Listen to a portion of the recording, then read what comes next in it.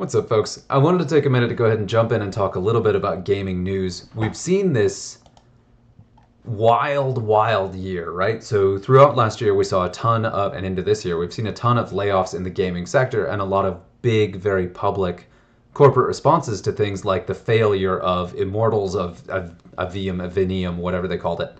Um, and in every case, there's all of this blame. There's people running around like, oh, we did this wrong. Why do we make this game now? It's the fault of the players or the market, whatever. Making games is hard. And this was also the same year that we got Baldur's Gate 3, which was this dream of a game. And now this year, we got Helldivers 2, which I still have yet to see even a minute of gameplay from Helldivers 2. So I'm going just on hype, just on news. Like, I had no preparation for this game, had no expectation for it to come out, knew nothing about it, knew very little about the developer, although I find out now there's a Helldivers 1, and that also the studio behind this, Arrowhead, actually originally made Magicka, which, if you're at all familiar with that, could not be more different than Helldivers 2, except in how creative and innovative it is. And I really wanted to highlight something that has come up here. There's a game master in Helldivers who just can randomly change stuff on the campaign. So as players are doing co-op campaigns, like this global campaign where players are playing against robots? Alien robots, I think? I don't even know enough to know that, but that there's someone there who'll be just like, we're going to cause a robot invasion over here, or we're going to have this happen, or there was just a change where they were going to release a patch that included mechs, if I'm not mistaken, mechs and vehicles, and then they chose to kind of roll that back because there was a robot assault on the manufacturing planet of it. Like, this is the long and the short of it is just make good games. They don't necessarily have to be innovative or creative. Like, you look at Helldivers 2, it plays right off of things like Gears of War, right? Just a co-op campaign experience that players can play. You've got, what is it? There have been a bunch of games in this vein that are very similar that you could call this a ripoff of, but those didn't have a dedicated game master. They didn't have this level of support for like the overall universal campaign. And that's really what makes this one different, and one of the things that keeps making it stand out.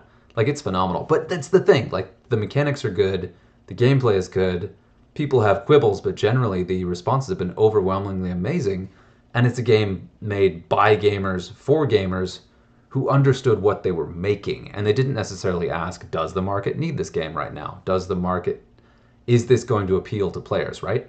They built something that they really enjoyed, wanted to go great with it. We're like, we'll see how it goes. And then we're completely flattened. They had like server nightmares day one because they saw the player numbers just rocketing up. And it was just, yeah. So it's just an example of how to do it right. So it's really funny to see all of this backtracking and, I mean, not to put all the blame on corporate leadership, but like all of this backtracking and kind of vacillating about how tough the game market is. And then you see these absolutely phenomenal successes where they just did the thing right. They made a good product and people love it. And yeah, it's just crazy to see that. Where, like, I'm not saying there's anything necessarily wrong with Immortals of Avenium. It just comes to mind as one of the big ones that was widely reported as a flop, where it didn't sell as much as they were hoping it to. But that's one of the big emphases I want to make here, is that all of the news coverage about Immortals of Avenium wasn't about the game. It was about the market success, like the box office numbers, which is absolutely the wrong focus and says a lot about what the company was doing when they made the game and released it, and about a lot of the focus of the coverage. Like, what did they say when it launched? Oh, we didn't make enough money. Oh, well. So, of course, that's going to completely ruin your media coverage of the thing, where they could have turned that around. There are a lot of different ways to make that narrative, but they chose instead to say, like, it was a financial flop. We failed. Why did we do this? This sucks. Let's lay off half our team. Instead of just focusing on how good the game is, how proud they are of it, what they plan for the future. Like, they could have not only changed the graphic on that, but also turned things around, and chose not to, because it was never really about the product for the leadership. And that's one of the big differences between Larian with Baldur's Gate 3 and Arrowhead with Helldivers 2, is they're making a thing, and they're excited about the thing, and they want to make it good, and they want to react to players on it. Another kind of similar turnaround that I've seen recently is Overwatch 2. And now, I may be wrong about this, but I'm fairly certain this director's take, like this active community engagement from the game developers and the ones changing up the rules in the game, I feel like this is very new. We're getting like, what is this? I think of the articles we've seen, and I had this pulled up, but these started in, I think, February, and they may go back for, here we go, it's right here. So I don't remember seeing any of these before February 8th. So this all changed this year, where we're seeing this active progression here.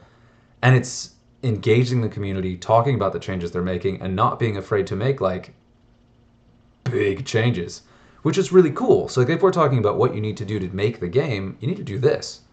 Make bold calls, engage the community, be willing to be wrong, make it a long-term experience where you're building this thing kind of to be better. Where you have a goal, you state the goal, you say how what's worked and what's not.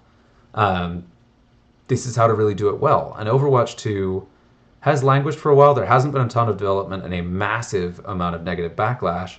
So to see these developer changes, I really, really like this. I mean, look, some of these are like within 2 weeks of each other. Like every 2 weeks, we're getting some crazy stuff on this. You've got the quick play hacked. You're getting quick revisions to the actual design of things. Like they're redoing the damage passive. They just launched this season because they're seeing how it's impacted play and listening to feedback and playing with it. And again, like the big change here is like, what's the focus? What are these games doing? What is making them successful versus not? And it all comes down to make a good game. Um, and especially with a lot of the conversations we've heard recently from kind of corporate leadership talking about how we're going to have live service games, right? Live service games have been a part of the gaming market for a long time now, but we all know the difference between a true live service game and then a live service game.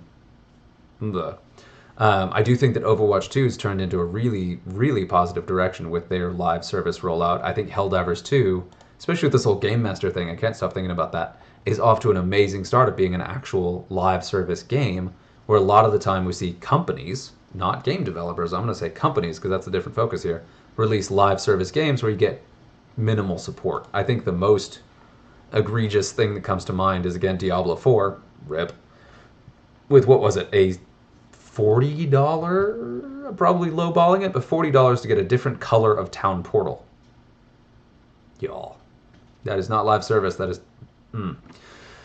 Yeah. And of course, so my personal biggest beef with Diablo 4 is it's this big slog and it feels unfinished, where they had this like big narrative story and then made a very dramatic point of not closing it. Like you get to the end of that and you don't really feel like you accomplished anything. You feel like, oh, I fought the red herring. And this other stuff is going on and no things were really answered. That was the biggest letdown for me with Diablo 4. And then it's like, here are seasons that'll do story content. And it doesn't feel like live service. It's just kind of like, okay. The core of the game is lacking, so I have not gone back to it. I played, I think, one day of one of the seasons and haven't touched it since. And I want to really focus on the difference here, like making a game to make a game with live service elements as opposed to making something to be live service and sell stuff to people. And we've seen the industry take a very hard turn dramatically towards that, driving the live service as a way to make money, not a way to make a better product. And that, I think, is something that people have been really not necessarily talking about, but very tired of quietly. And so the phenomenal success of Helldivers 2 shocked companies and some developers, but players have been looking for something like this forever. And if you're going to do a live service, do it like that. So yeah, I cannot wait to see this. So I'm actually going to look into Helldivers 2. I don't want to be tempted to play it, but the news is enough to keep me entertained forever. I'll keep this somewhat short. I know I've rambled for a while. That was my gaming news. Just kind of long story short, that sort of sums up a lot of what's been going on. We've seen this weird corporate contraction, and I think that it's just because the industry has had its focus wrong for a long time. And when we see true successes come out, I'm not sure a lot of companies are learning the right lessons. They're seeing, that made a lot of money, as opposed to seeing like, this is a beautiful product, or this is a work of art. They're putting a lot of focus into making something good and cool and interesting and keeping it that way. And so that, yeah, that's it. I'll keep it there. Anyway, hope you enjoyed it, and yeah, happy weekend.